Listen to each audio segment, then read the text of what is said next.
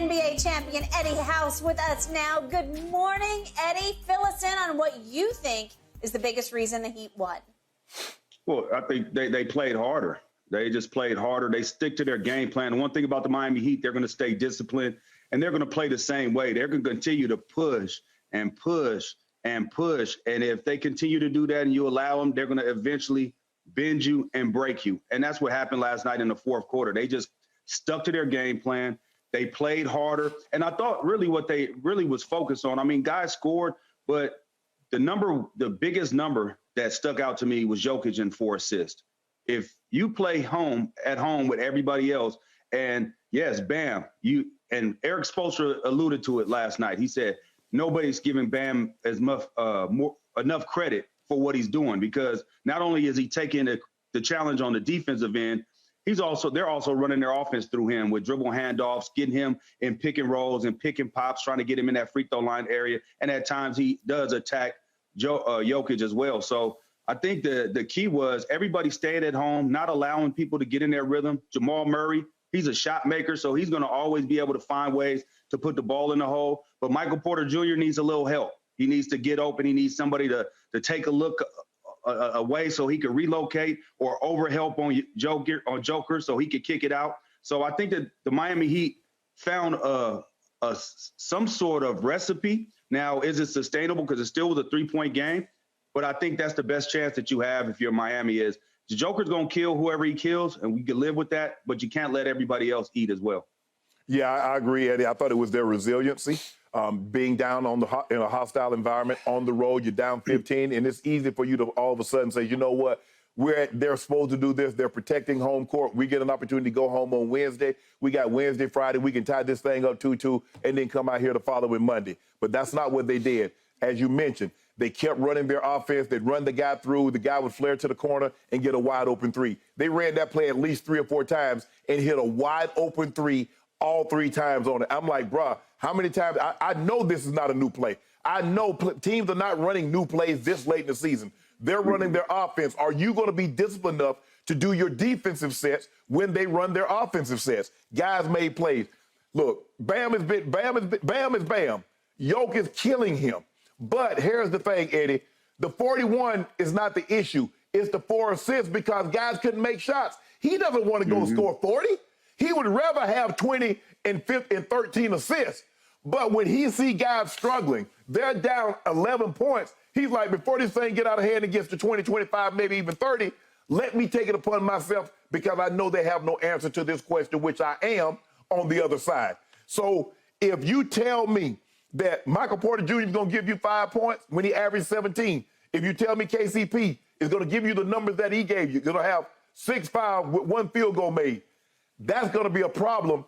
And Aaron Gordon needs more than 7 shots, Eddie. He's got to get more than 7 shots. Other than that, look, Joe going to get what he's going to get. But if that assist total, which is basically based on what the other guys do when he gives them the ball, if that assist total is not between 9 and 12, they're going to be in a heap of trouble on Wednesday. Shannon, you just can't figure out what just hit you right between the eyes. The Heat did. A case of due on Wednesday when I win this game. I'm going to drop it right on your head. So, Eddie House, you got drafted by these Miami Heat. You played under Coach Riley, Pat Riley, and for Coach Spoelstra. So you get it. You understand Heat culture. I still find it astonishing what the Heat keep doing to your Celtics that you now cover, and now at Denver in Game 2, because I'm going to remind everybody, this Heat team lost its leading scorer in the regular season to a broken right-hand shooting hand in Game 1 of the Milwaukee series. Lost Tyler Hero. He might be back for Game 3. We're not sure about that.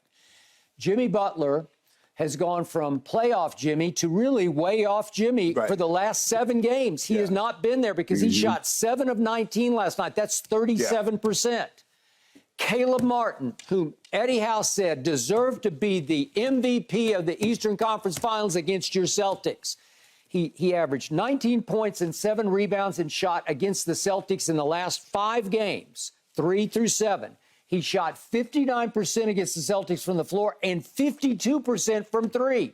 Eddie, he's been sick. I'm not sure what's happened. He's just a little lost right now because he scored 3 points in the first game and he scored 3 points last night on a late three that shocked me that he even took the shot, but he made it from the corner. But that's 3 points and 3 points.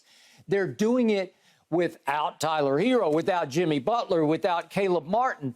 It's astounding. They keep reaching, Coach Spo does, for Duncan Robinson, and he suddenly breaks out for 10 points to open the fourth quarter, and they go from down 8 to up 3. Help me out. How astounded are you by how the Heat are pulling this off against your Celtics and now these Nuggets? I'm not surprised because one thing about the Heat, they're going to be prepared and they're going to play hard. And when you're prepared and you play hard, sometimes that trumps talent.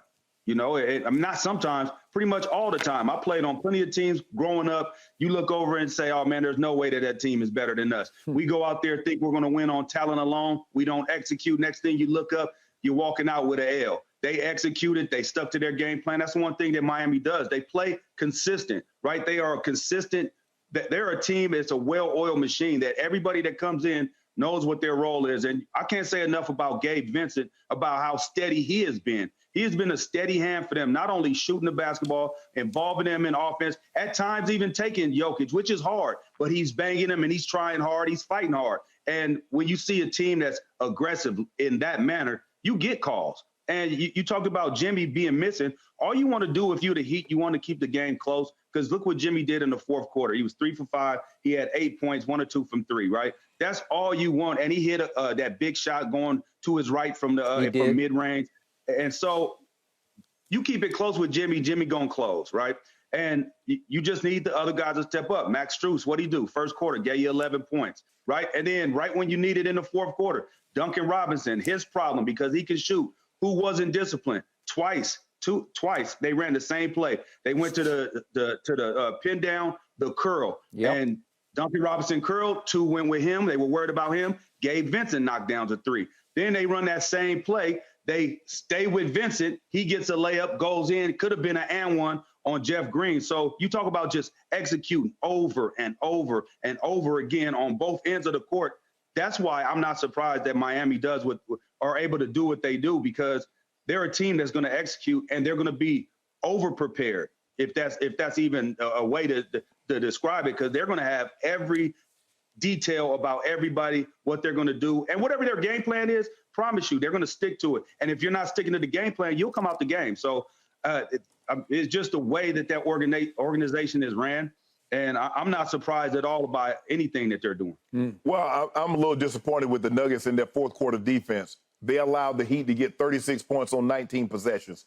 That's crazy. That's the highest. 36 points? 36 points on 19 possessions. That's the highest in any game in the last 2 seasons. If you look at what they done, they shot 68%, 69% in the fourth quarter, Eddie. That's the 3rd highest field goal percentage in the last 25 years in the NBA Finals game. And you expect to, I don't care if you play it at home, you play it in Miami, you play it on the moon, you play it on the blacktop. You let somebody shoot that kind of percentage on that few possessions, you get that many points, you shoot that high percentage, you losing. Yeah, well, you know, the other thing was in that second quarter, Denver turned Miami over. And Denver turned Miami over 11 times and ended up, I think, got 23 points off of that. In the fourth quarter, it was reversed.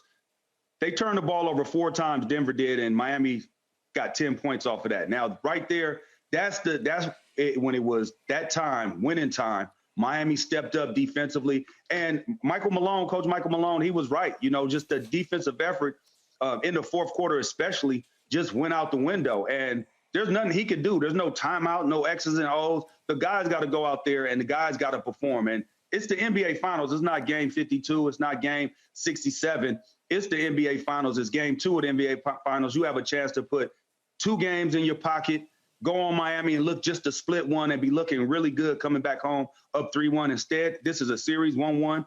And I expect game 3 to be more of the same. I don't expect Denver to come in and just blow this team out. I think they're going to make it hard for the others. Of course, Jamal Murray's a shot maker. He'll be able to make shots. But Porter Jr., Aaron Gordon, guys who rely on somebody to get them the ball in position to score are going are going to be guys that are going to, the defense is going to stay home at them and force them to take contested shots that without rhythm. So I expect to see more of it from Miami. So, Eddie, you were drafted by Pat Riley. You got to know Pat Riley pretty well. Give somebody who doesn't know Pat Riley an idea of what he's like behind closed doors. Well, I'll tell you this. I told him that I love him, number one, for, drafting me and giving me the opportunity. If I don't go there first, my first 3 years, I don't know if I play 11 years because I was a little wild at the time in Miami running around. And he called me in his office.